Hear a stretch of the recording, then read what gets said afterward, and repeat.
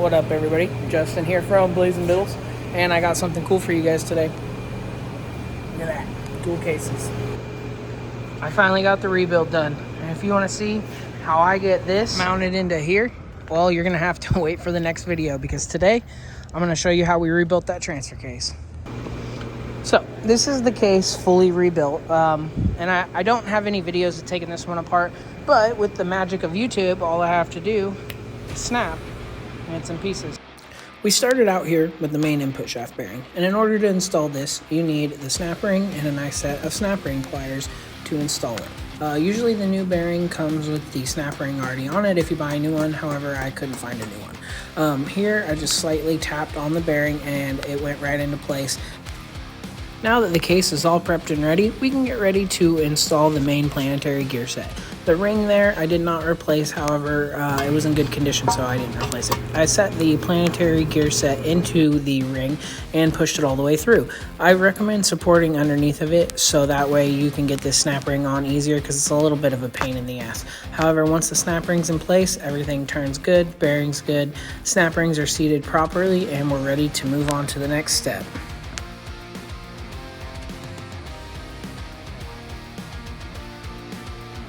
At this point, it's time to move on to the shift forks. These Teflon tabs, as you can see, were a little broken. Normally I would replace them with new ones. However, I didn't buy new ones for this set. I had a bunch of extra parts laying around, so I went ahead and just grabbed the best pieces I had. I also used a little bit of Seal Glide, which is just a little bit of a lubricant to help make sure everything shifts proper. I put it on the shift rail at all these Teflon pieces, as you see, and got ready for install. Next, we have the main input shaft. I don't know if it matters too much here, but when I put the sleeve on, I try to line up the oil bearings just to make sure it gets oil and everything.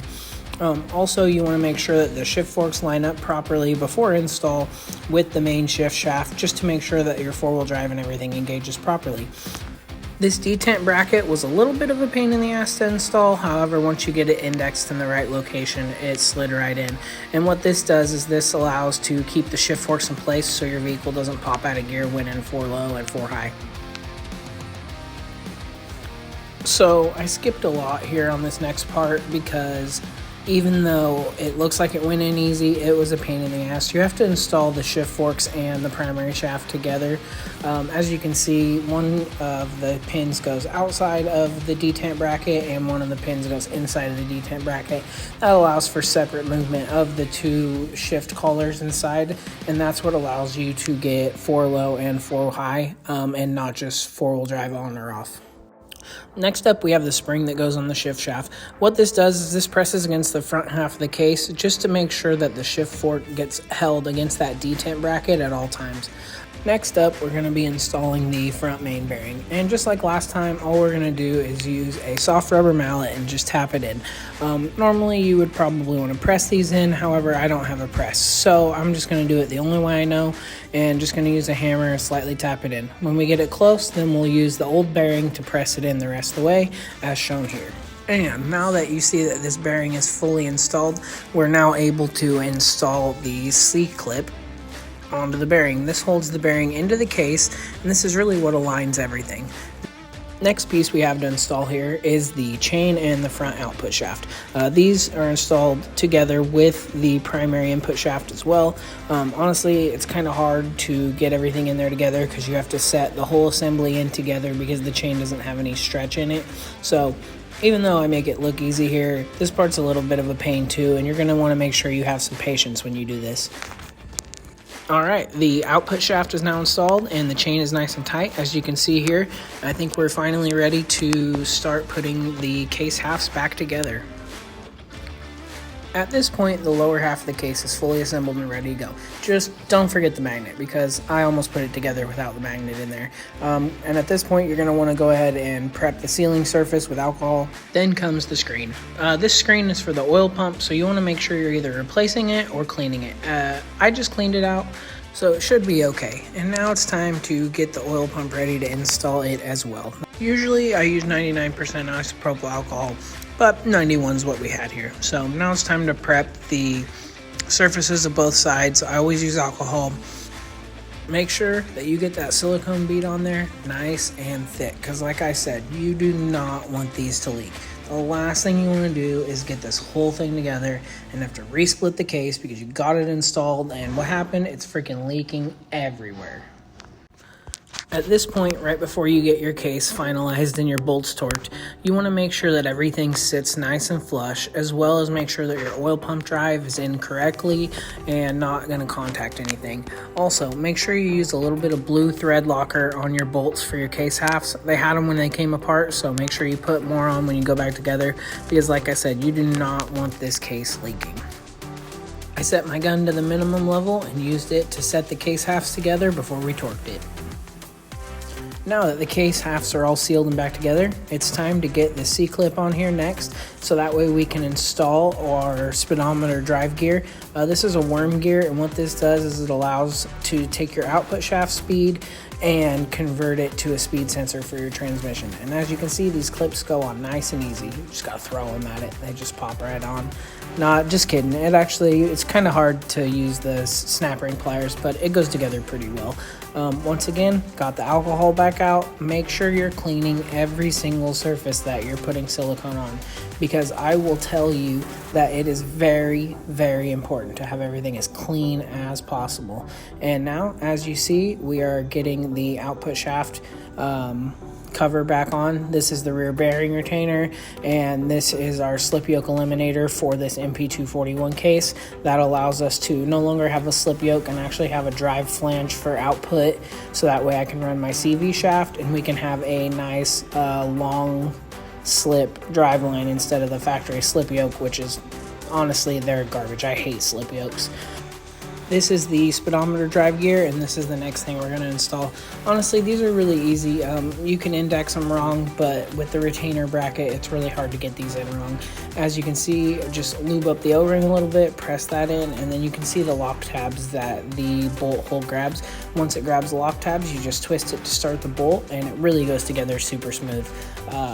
Not too much torque needed to tighten these. I only tighten them down to about 6 or 7 foot-pounds just to hold it in place. Next is the front output shaft sealing flange for this one, and then like I said, alcohol is key. Keep it clean. Time for the front output shaft seal. Some of these seals were hard to find local, but I did end up finding them all. It's easier to buy a kit, honestly, because then you get everything you need. The next thing we're going to install here is the O-ring and the Teflon clip for the selector lever. I honestly had no idea that there was a seal in here. I've taken a couple of these apart, and honestly I never replaced these. I just grease them up and lube them up and put them back in. If they leak, then replace them. However, I've never seen one of these leak here, so I'm not too worried about it. This is the four-wheel drive switch. We're not actually going to be using the four-wheel drive switch. It's just more of like a detent lock in our case, because we are on a full mechanical setup. Next, you flip it upside down, and there's actually the detent ball. This ball is what really holds the vehicle in four-wheel drive, 4 low or 4 high, for whatever you're doing. I greased that up a little bit as well before putting it in. I just like to make sure everything's lubed up, make sure everything's going to work good. Put this cap in, torqued it to spec, and now it's on to some of the fun stuff. JB Conversions sent us awesome shifter, and I can't wait to get this kit set up, because it'll keep you from popping out of four-wheel drive, because as you all know, that is a big problem. When you get the body flexing and everything, a lot of times that mechanical linkage will start twisting, and you'll get popped out of four-wheel drive. Just hit it a little. Oh, he's popping out of four-wheel drive. 4 low.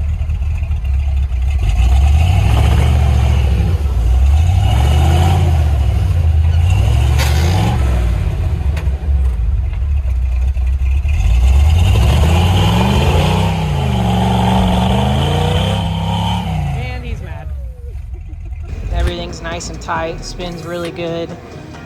Yeah, I'm super freaking happy with it. The adapter flange is 3/8 plate steel, and we finally figured out a way to set up all the shifters. So I'll be showing you guys that, and I'll keep moving on with assembling this. I'll get the front case half on, and we'll keep going.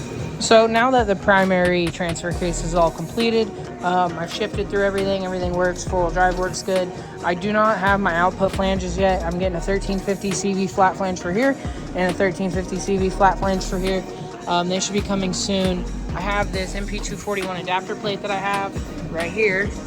So that adapts this secondary case, which people keep asking, so I wanted to show here. So this is the 241 box. Obviously they cut half the box off and they welded this on. And then for an adapter, this actually just comes right out. I don't know who made this, but this is the drive adapter for the 241s. And this is 23 spline. It just goes right in there, adapts the two cases together.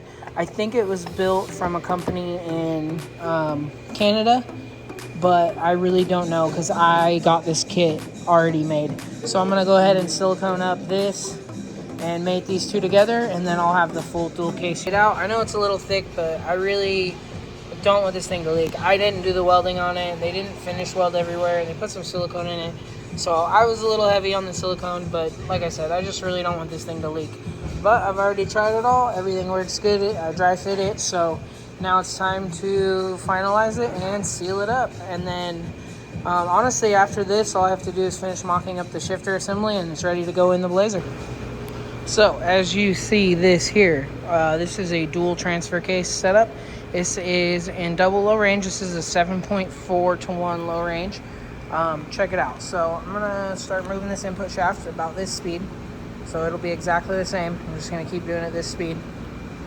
Then as you can see here, it's like barely moving. And that's what a 7.4 to 1 reduction in a transfer case will get you. So finally, we got the first flange here for the transfer case. This is the rear output shaft flange. It's a 1350 CV flange. It also has a couple other bolt patterns on there in case you want to run something else. But I'll be running a 1350 CV driveline, so that's what I needed. I need to get these brackets painted up, and then that way I can get them installed. So that pretty much concludes this video. However, if you want to see that transfer case installed into my Blazer Ingrid, please comment, like, and subscribe, and that video will be coming soon.